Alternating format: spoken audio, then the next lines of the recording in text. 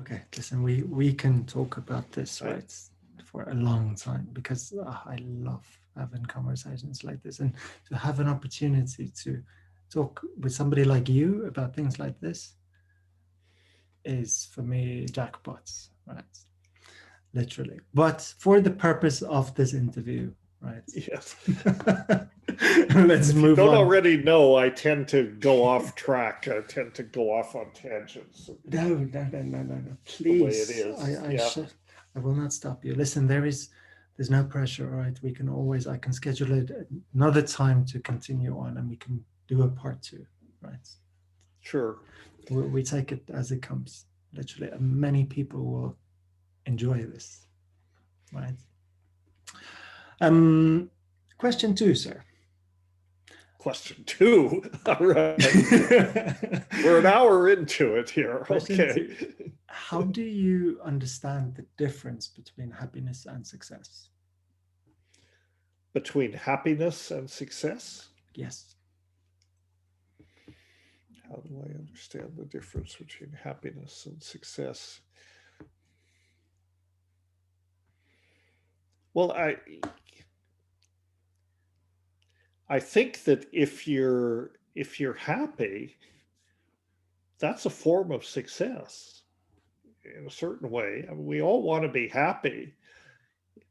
I think we do. We don't go out seeking to be unhappy. So if we're happy, in a certain sense, we've achieved a kind of success, a kind of satisfaction. It may not involve being well known or having lots of money or the things we usually associate with success, but I think that happiness uh, is more important than success, and that doesn't mean we shouldn't strive to accomplish things and so on, but success in a lot of ways is something that other people uh, it's something that it has to do with other people's expectations, and your own standards for success may be different.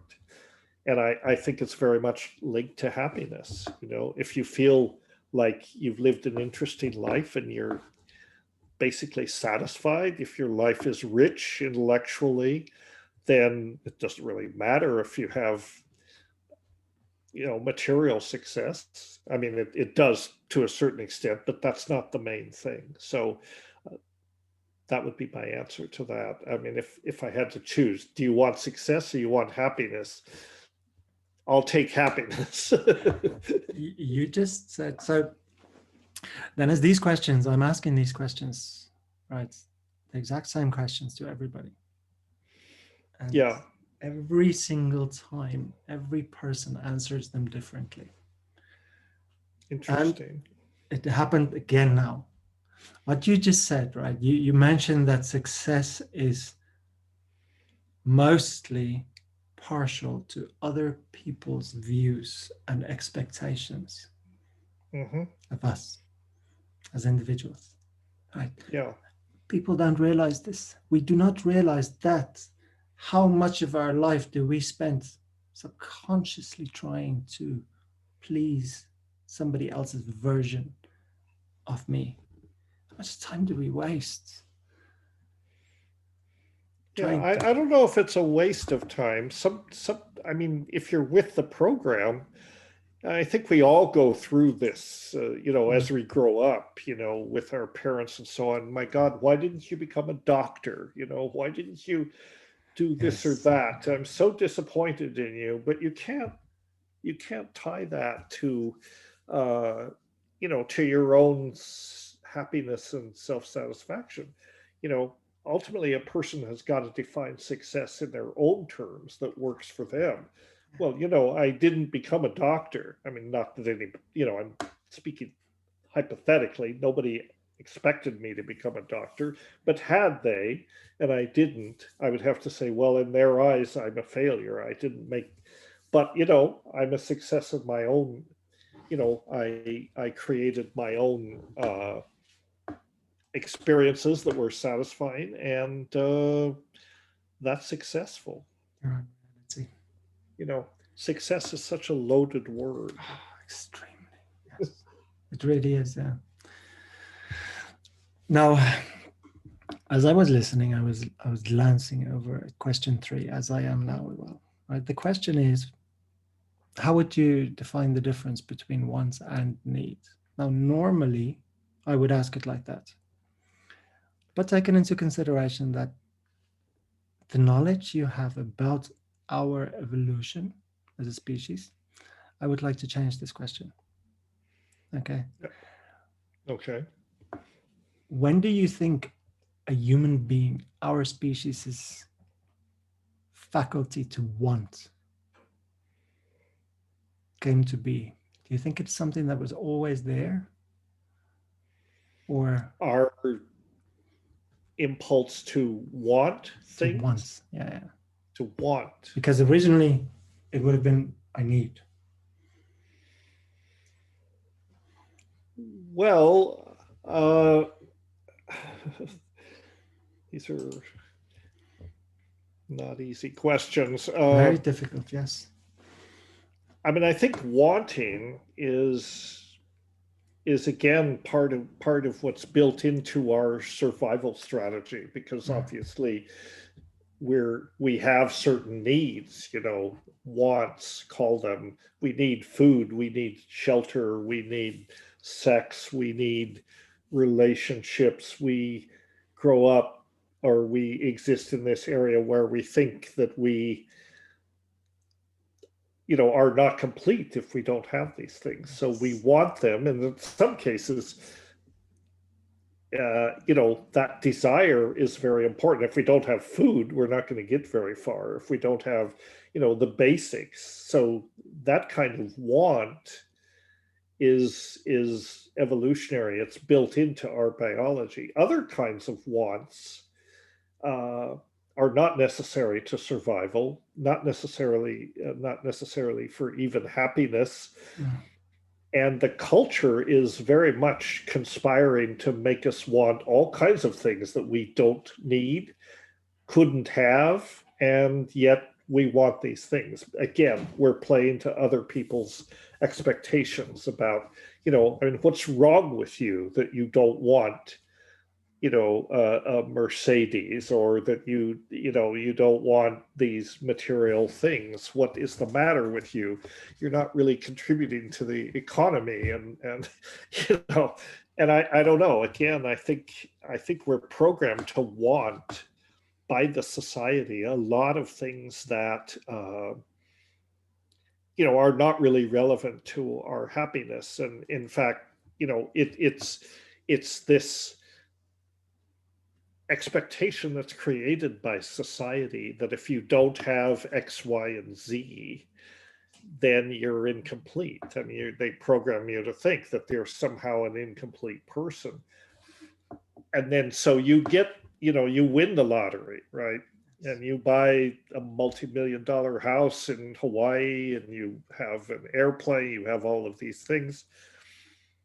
And then you say, why am I not happy? I You know know, many people what's the who. matter with me? I have all these things and I'm more miserable than I've ever been. So this is a pitfall. I think we all know people that are, extremely wealthy in terms of material goods and yet not very happy. Which what's the lesson? The lesson is that this has nothing to do with happiness. I mean, they say, well, yeah, money can't buy happiness. It can somewhat reduce your misery, you know, but it's not the goal of life. That's not something that is going to sustain your happiness throughout life. I mean, I've known, and you probably do too.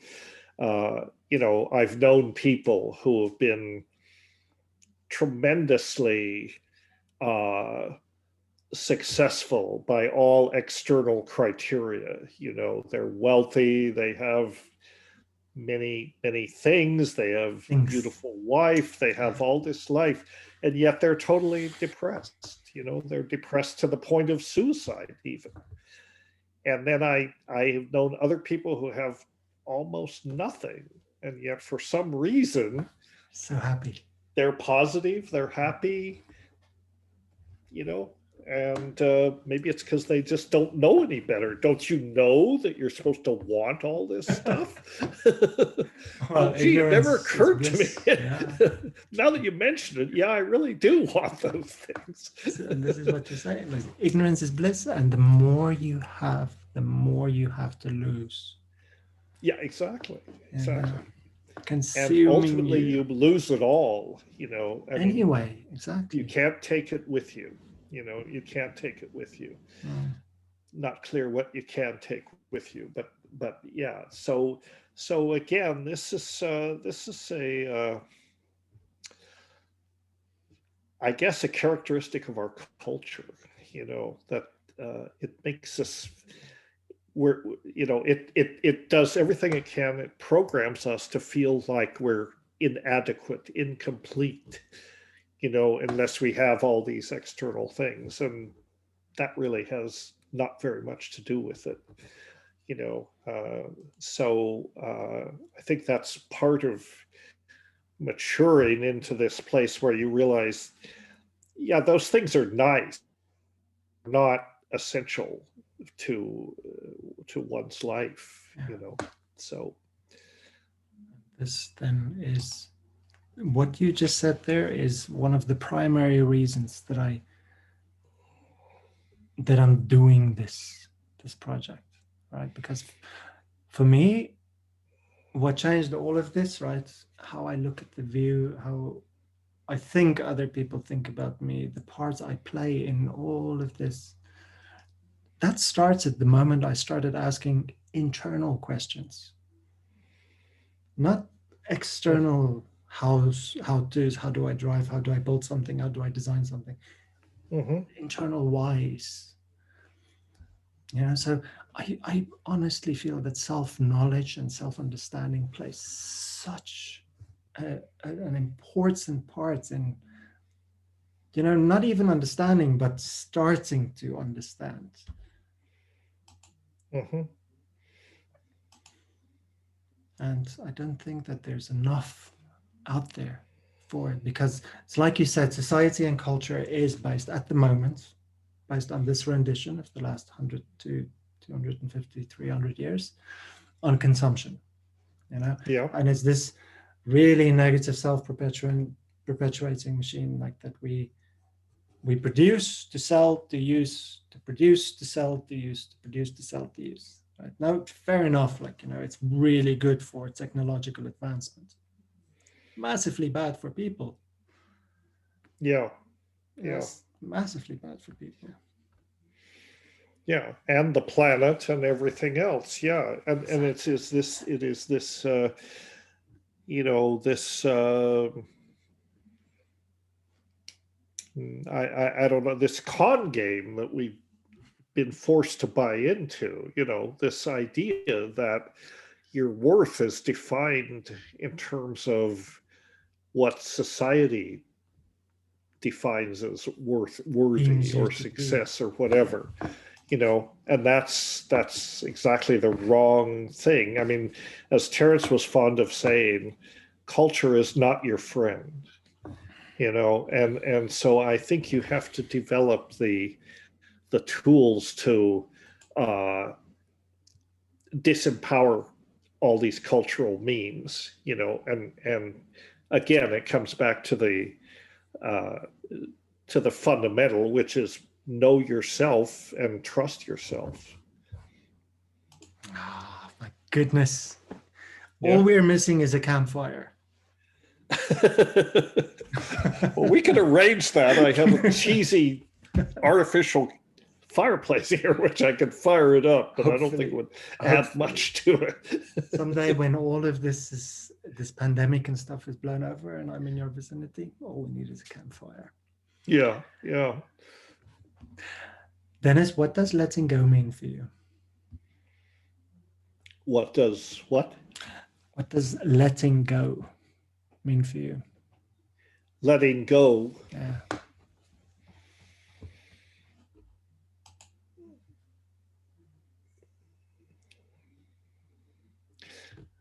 Well, some of what we've been talking about. I think, letting go to me equates to surrender, and sort of ego dissolution and not clinging to things. Again, trusting yourself and kind of trusting the universe enough to lower those defenses that we construct around ourselves. And this is another valuable lesson I think one gets from psychedelics is, the you know the the best benefits that you find in psychedelics, you have to trust yourself and the medicine and the circumstances enough that you can surrender to it, because you're deliberately demolishing your usual defense mechanisms. You're deliberately abandoning those temporarily. So you have to pay attention to what they always talk about, set and setting, right? Those are very important so that you can let go in this situation, knowing that you're basically not in danger. I mean, even though it may feel that you're going to die, you're going to go crazy, all those things, chances are none of those things are going to happen.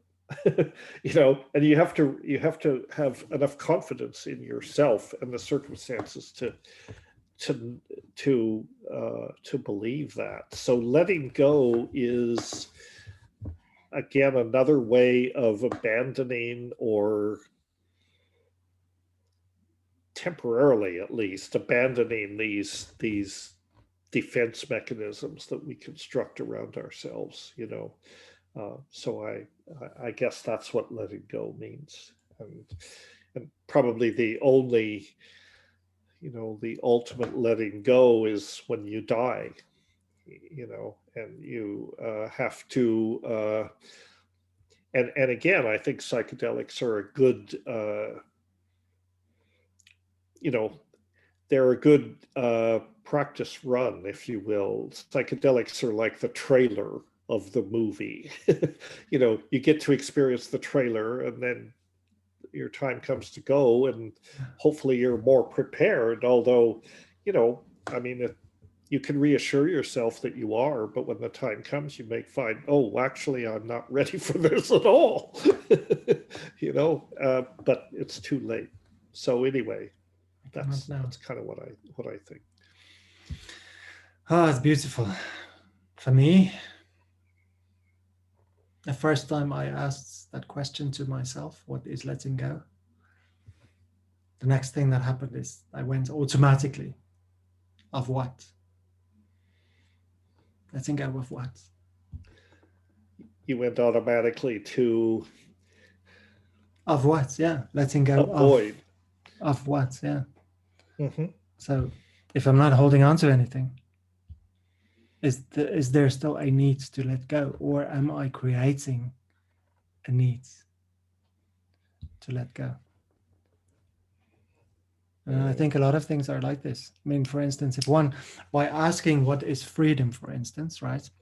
Or by asking what is success, for instance, the underlying assumption is, okay, in order to really understand the question, one would have had to experience not feeling free. Right. And not being successful. Right. So, and I think self-knowledge specifically has an awful lot to do with this, because it's not why we ask the questions, right? It's the fact that we ask the questions, we create an answer, whether it's there or not. The fact that we ask that means we make it into existence, which is quite wonderful. The larger scale of things.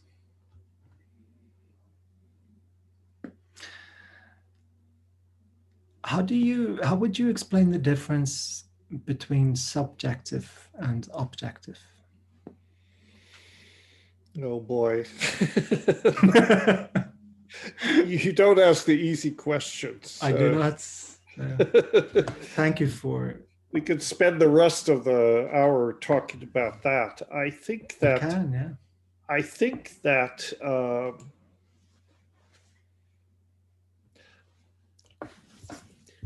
this I think that all we have is experience.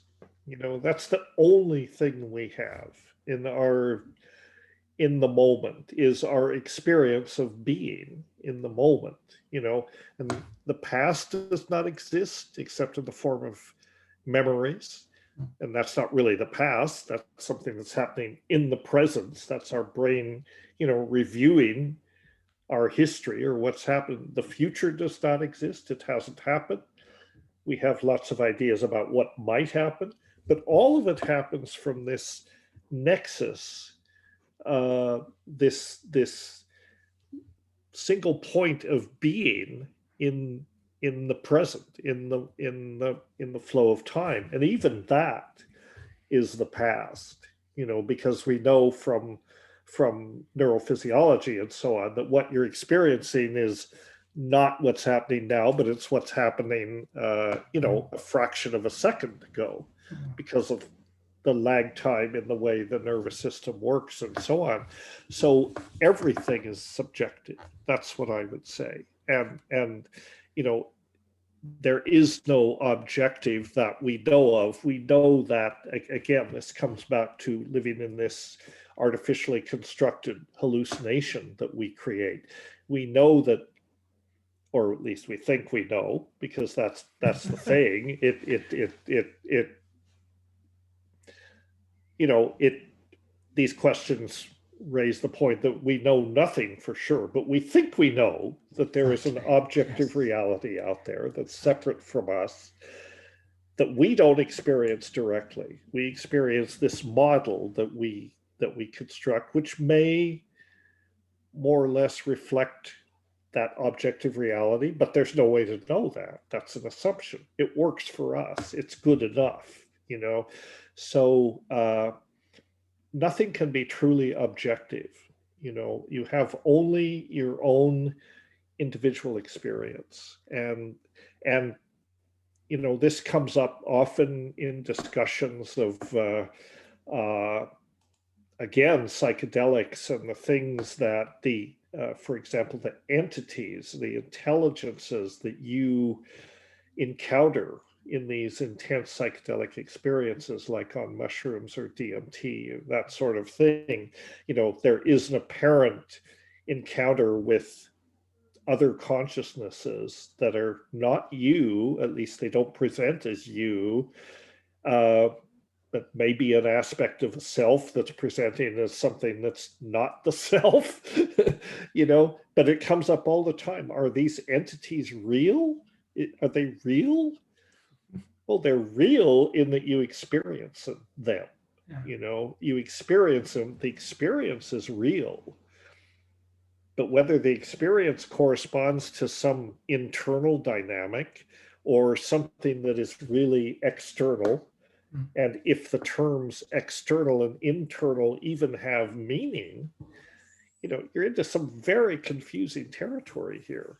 You know, I mean, those terms don't, because the other insight that you get, or often the lesson taught by psychedelics, is these boundaries inside and outside, uh, you know, are artificial, artificial boundaries. We are all one. Everything is connected. It's only this Mm. ego that Isn't we that true? that we Oh my God. constructed that Yeah. stands in the way of it. And when you choose to demolish that temporarily, then you've See. demolished, you've dissolved the distinction between subjective and objective. You realize that these are just conveniences that we construct, you know, and if we Yeah. didn't have language, we wouldn't have to even deal with this. But this is again part of the, you know, the brain trying to make sense of things, you know. I mean, for the same reason that we, I think, subjectively experience time in a similar way. You know, physics tells us that the way we experience time is an illusion, you know, and I think that's true. I mean, it's based on memory. It's based on our understanding, this sense we have that we're, you know, we're like stuck in a river, a slow moving river, and it pushes us along, but that's not really how time works. I don't know if we really know how time works. That's our yeah, impression, we don't know.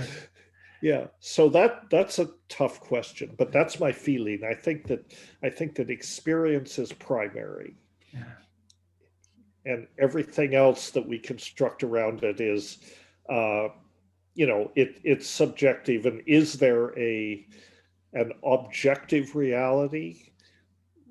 Well, probably, but I don't know if we can even answer that question. I give it a Hmm? go. So, if we did not exist on this planet, would the planet still exist? Oh, that's a good question. I don't know. See, And there that's is one yeah, view, in quantum physics and others, that in order to manifest into reality, a phenomenon has to be perceived. exactly. Yes. This is the old Mhm. tree falls in the forest, doesn't Does make a anybody know? sound. Yeah. Who the hell knows? It's inherently impossible to know that question. Mm. This is because if you apply any strategy to settle that question, you've interfered with the experiment and you've completely disabled it. So Zero again, effect. it's Yeah. one of these Quantum physics. questions that it's very hard to answer. It's so interesting, isn't it? Everything. Indeed. Yeah. Thank you for doing this. I really appreciate this. I'm having so much fun. And I can see you're enjoying this as well, which I appreciate. Thank you. Oh, you're going to love this one. Oh man. Are you ready? They get deeper and deeper. Dennis, what do you understand as the self? As the self. Yeah. Okay, well, the self, as I understand it, is this sense of having a point of awareness, if you will, or something like that, that's localized in space and time, that has a sense of being somewhere in space and time, that usually is associated with having a body, that has to do with attention and focus and that kind of thing. Again, it comes down to being this this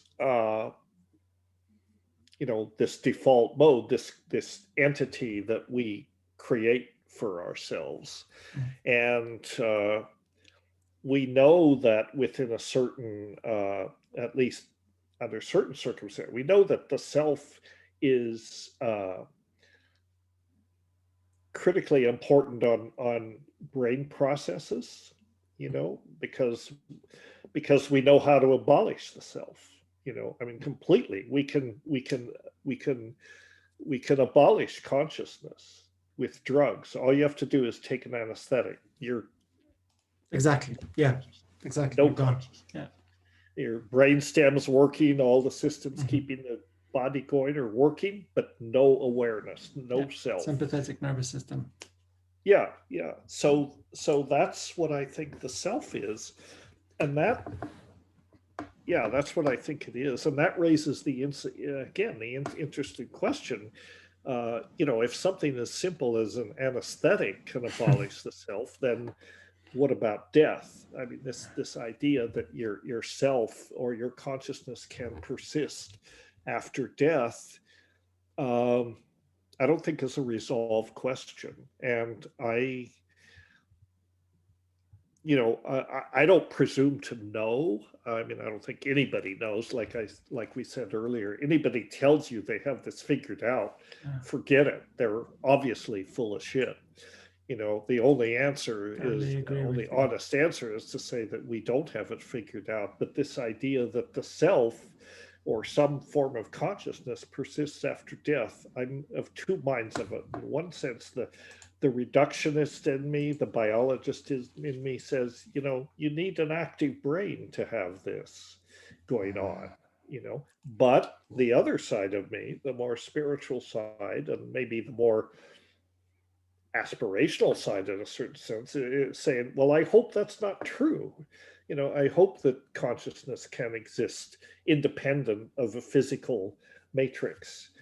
I don't think we know until we until we die. don't know. Yeah, Yeah, and then there is some kind of awareness, and you can say, well, yeah, guess what? There's something here that yeah. persisted, that crossed over, or it didn't. In which case, you're not going to be thinking about this stuff because nothing. You won't be. You'll be in the void, literally in oblivion, and that would be okay.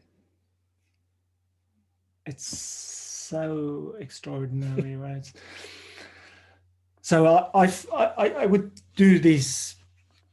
I work in this line, right? Trauma is my speciality, subconscious trauma patterns. And obviously, I've experienced quite extensive trauma in my life, right? In order to be able to deal with it. But one thing that I've learned is everything that I do and teach and guide other people through, I tested extensively on myself first, very, very first, always, right? And Mhm. then case studies. One of the things that I like to do is to see how far I can think radius basis, right? So like around me, and then I make the circle bigger, and then around me, and then I make the circle bigger, and then around me. I get up to the atmosphere, and everything just goes gray, Mhm. completely gray, right? And this leads me to play with the idea that, right, in this form, I don't know if we can know. I think we have the ability to ask questions that we might just not be evolved enough to answer. Because our reality, our construct of reality is based on our perceptual design limitations. Right. In part, yes. Yeah. I mean, the brain is a filter, the sort of sensory neural interface between the brain and the external world. Yeah. I mean, it lets in information Mm, for sure, or otherwise we wouldn't, be aware of exactly. an external world. Yeah. But it's also evolved to filter out a great deal of information just to reduce the total information field down to a point where we can actually comprehend it. Mm. If we perceived everything that was going on in the external world, it would just be totally confusing. And in Oh, fact, there's plenty of models, for example, with schizophrenia and that sort of thing, is that in some sense, we tend to yes. develop these neural gating, they tend to, we develop these neural gating behavioral responses. And some people with schizophrenia, they don't have that, Mm. so the initial stimulus to something novel, you know but then usually you develop a strategy to put these things into the background, you know uh, but schizophrenics can't do that. Yeah. The 50th stimulus is just as novel and just as disruptive as the initial stimulus. Because the filtering neural gating mechanisms have been disabled. This is why, I mean, I don't know how current that model is to schizophrenia, but it made sense when I first heard of it. It makes sense that is what's going on. So well, I got off the thread there, but No, no, that's, no. This is the thread yeah. still. Trauma by conceptual definition is that, it's something we, if we think of our our baseline conditioning, right? Or formative conditioning, like Mm-hmm. 0 to 7. We go through an experience in those ages that we're psychologically not able to process it. It's called a big T trauma, it's like big traumas, right? Right. With such an impact that your mind cannot make sense of what the hell just happened, right? Mm-hmm. So your body still remembers that massively. But now there's this mismatch, okay? So everything gets suppressed because you physically do not have the ability, capability, resources, faculties to process this information. So then you get older, obviously your brain, neuroplasticity, prefrontal cortex, your central collective, all of these things kick into gear with your hormones as you grow. You Right. learn language, you learn a system because of education, you learn how to think, right? And then you get to your 20s, 30s, 40s, 50s, 60s, 70s, 80s, and you go, why am I still? Something happens, it does this, and then I feel like I'm a 5-year-old, and you know, and this is exactly what happens. Literally, we cannot process or translate into into a clear enough perspective understanding the experiential data that we are perceiving at a moment in time because we're not developed enough. And then there's this mismatch, and the less focus we spend on it, the wider the gap gets, and it influences everything, everything, everything, everything. Right. Right. There's much to say for, and this is the self, because like a lot of things to do with the self then is, okay, if I ask what is this self, then I can also ask, but whose version are you talking about? True. You know, like, Right. what do you mean? Okay, whose self? Mommy and daddy's, the self they want me to be? How old do you think the self is Yeah, that's a in question. terms of species evolution? Was there a point at which, I mean, I think we invented the self. I think the self is a cultural artifact in some ways. At some point, I mean, you're probably familiar with Julian Jaynes' book, The Origin of Yeah, yeah, Consciousness and the yeah, yeah. Breakdown of the Bicameral Mind. I think that's a very interesting book, because it posits that the self is something that, you know, it there was a certain point in history when we invented the self, or when it happened, and it may have coincided in part with literacy, and maybe writing had an influence here. But what was it like to live in a before that time? What was an individual's experience of daily life like Mm. when there was no self? I mean, I don't know, but it's I think interesting purely to me. animal, literally pure action reaction, instinctive, you know, Yeah, maybe. like So the, no reflection then. Maybe that's what you're saying. No yeah, reflection. no, In order to reflect implies a mirror. exactly, yes, yeah. Exactly. You look into a mirror, that's not yourself you're seeing, or Why do I maybe do that? I do that so that I can have a bloody conversation with somebody else about it. that's right. That's the only reason I do it. Hmm. So if Hmm. we go even further back and we go, okay, so we look at cultural evolution, right? Mesopotamia, also known as Babylon, all those kinds of words for it in the Middle East. 12,000 years ago is what we think. Hmm. Then the question becomes, okay, what role did societal evolution, right, and that structure creation play with the formation of identity and the necessity for roles in order for a group of people to survive in their environment? Because now all of a sudden everybody has a role to play. Right. By definition, if you have a role to play, now you need a name. I need to be able to recognize you. I need to be able to give you instructions. Hmm. So all of these boxes need to be ticked as well. Yeah, that's interesting. So you can't have a collective. A collective is a collection of individuals. You have to have individuals in order to have a collective. That implies then that those individuals have to have a sense of the self. And when because of you, identity. yeah, and if you don't have that, I don't know. We don't You know. know, Look at chimpanzees. All right. I was just Look at gonna say, primates. Exactly. right, right.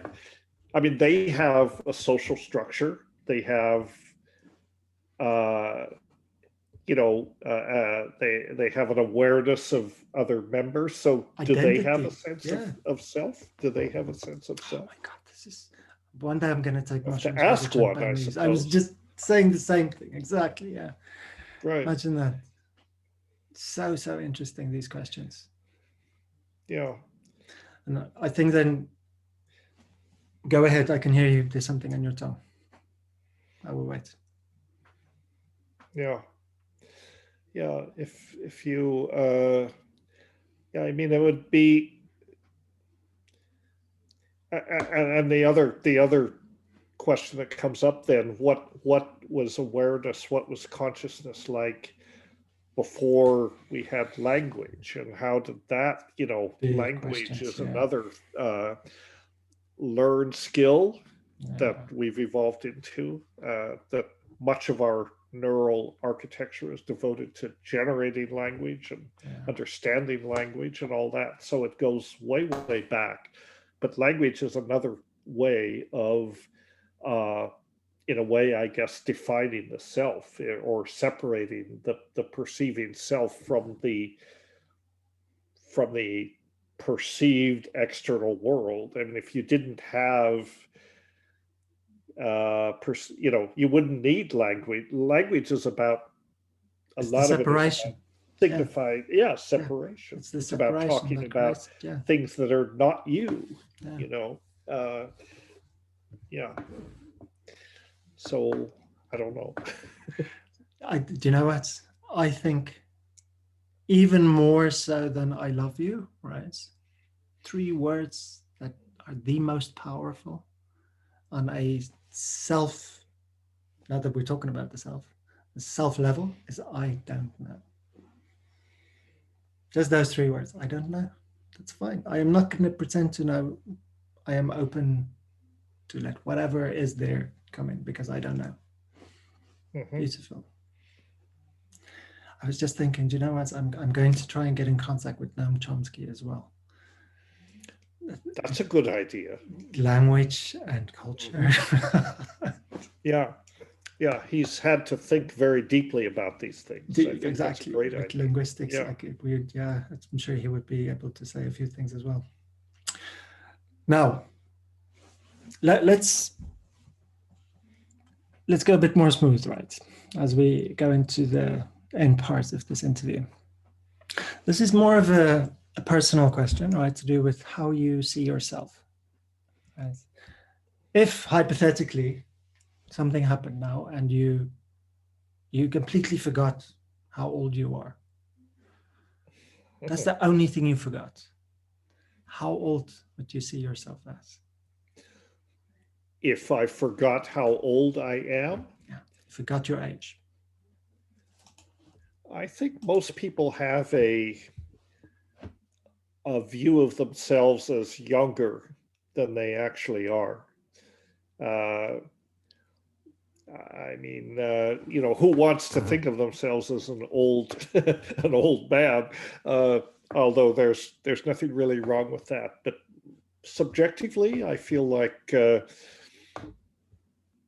just feel like I'm younger in terms of whatever how I feel. I mean, I'm 70, but I feel like I don't know, 35, 40, Yeah, 50, it's, something like that. absolutely. Yeah, Yeah. wow. I don't know if I should congratulate you or because certainly 70 Those now. on the good days, on the bad day. Sometimes on the bad days, I feel like, I'm like 90 or 100 Oh or, my goodness, tell me but about it. but Yeah. hopefully we have more good days than bad days. Exactly. And this is going into the whole thing of time again, like, and just the fact that we are, right, in a circle going round and round this star in our solar system, which, listening to myself speak, what gives me the right to say hours? But if I don't say hours, then what are you going to think about it? That's how complex language really is. Right, right. Language is very tricky. Yeah, exactly, exactly. And then we go, okay, yeah. I was thinking about it during Christmas now. We call it Christmas, but everybody is going crazy because we went one time around the sun again. Hmm. Uh, And that's all it is, that's all. right? That's actually just what it is. Right, right. Yeah. I know, but we have this, this tendency to think of our lives in terms of a thread, in terms of this journey down a river or whatever. We know that time is not really like that, but we have that sense, and that's, you know, I mean, if we had orientation in time and space are really fundamental, I think, to a sense of awareness. I mean, people who uh, lose their memory, amnesia through injury or so on, I would think it would be very hard to be that kind of person if you could not remember from day to day what had happened. Uh, in some way, it would be amazing because every experience would be novel, but at the same time, nothing to tie it to, no sense of continuity. I think that would be frustrating for people. I don't But I know. don't know. I've never Yeah. lost my memory, so at I, least. I mean, I'm losing it bit by bit every day, but you know what I mean. I I know. don't have amnesia. Yeah. That's uh, that's very interesting. And I find myself asking, okay, when does it reset? Does it reset when I go to sleep? So that the next morning when I wake up, is it that? And then I go, okay, so there would be no progress because everything we experience is a continual build on some form of progress. Relationships, yeah. careers, Hmm. everything, right? It's because Yeah. we have a fixed point and we go, okay, this is where I started. But if I have to start every day, Right, exactly. We have a fixed point of awareness, but we also have this history that we carry with us, this yeah, this memory. And of course our anticipations for the future, which are, much less, I mean, they're totally amorphous because you cannot totally tell. But I think having this biological history is really essential to having this sense of self located in place and time. It would be interesting to interview a person with this form of amnesia yeah, to see how do they experience yeah. time and awareness and all that, because I think it's something that you have to experience from the inside to really know what it Yeah. is. And you and I can speculate all we wish about what it must be like, but find somebody with an amnestic disorder and interview them and see what they think. Experiencing it. Yes. That would be interesting. I Yeah. often find myself pondering Helen Keller, right? Imagine that. If you can't see, you can't hear, you can't speak, how do I Hmm. know I exist? By just from the beginning, something attacking me. And then I go, is it an attack? And like, wow, oh my goodness. I have such respect for life and this being that we are. It's amazing, absolutely Yeah. amazing what evolution has actually become through us. It's extraordinary. Yeah. Now, kind sir, I shall proceed to ask you the very last question. But Did we really get through them all? Okay, that's great. Yeah, More yeah. or less, we got through the No, list. Yeah. listen, Okay, very good. there's a few that I went over, but we discussed, we covered so much, right? That It seems like, yes. it wasn't necessary to ask certain questions anymore Hmm, because this was good. such a fast 2 hours. I don't know where it went. You know, Indeed. Dennis, how do you see yourself, as a sheep or a shepherd? As a sheep or a shepherd? Ah.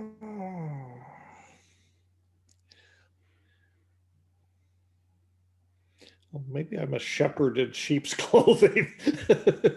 In some ways, I mean, I guess to some people, I'm a shepherd in that people listen to me and you know think that I know stuff, uh,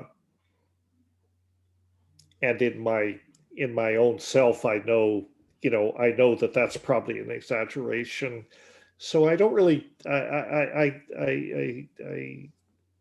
don't know if those ideas apply. I don't think of myself as a necessarily a leader of people. Other people think of me that way.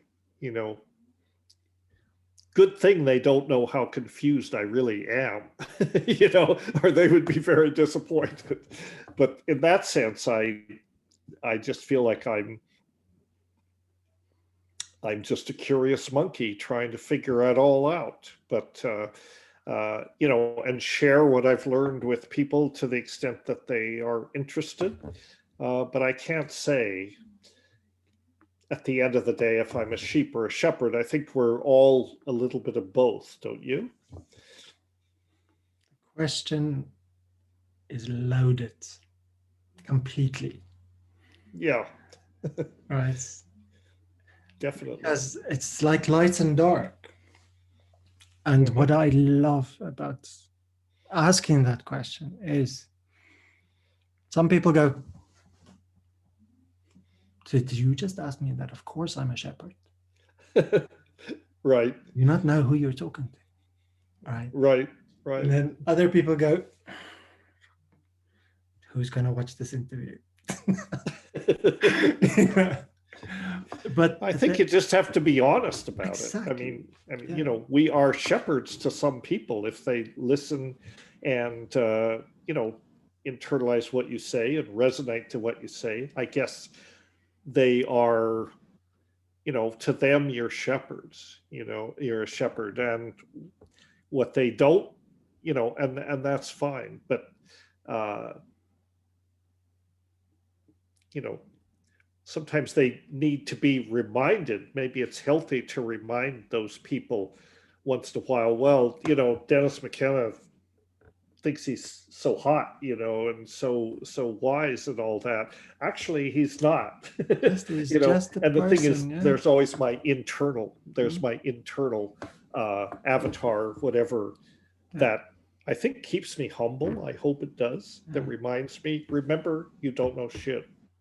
But you don't. You don't know shit, so you have no reason to be arrogant. And the moment you think you do, start again. Yeah, yeah, exactly. Literally. One of my favorite quotes by Carl Jung: the darker the shadow, the brighter the lights. That's a good one. The one Yep, cannot exist without the other.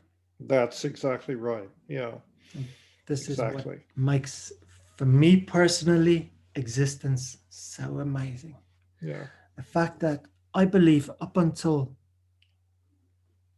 maybe 4,000 years ago, when the Indians started working on the Vedas,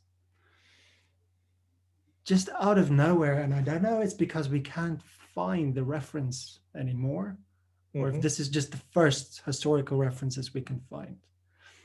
But at some stage, our species woke up and developed enough to realize, okay, I don't have to choose. I can stand here and look at both, Yes. literally. Yeah. And I think that's the answer. You know, if the option is to choose the suspended judgment, it's okay to say, I don't know, because Yes. we're always operating from an incomplete database, Yes. so you say, not enough data to say.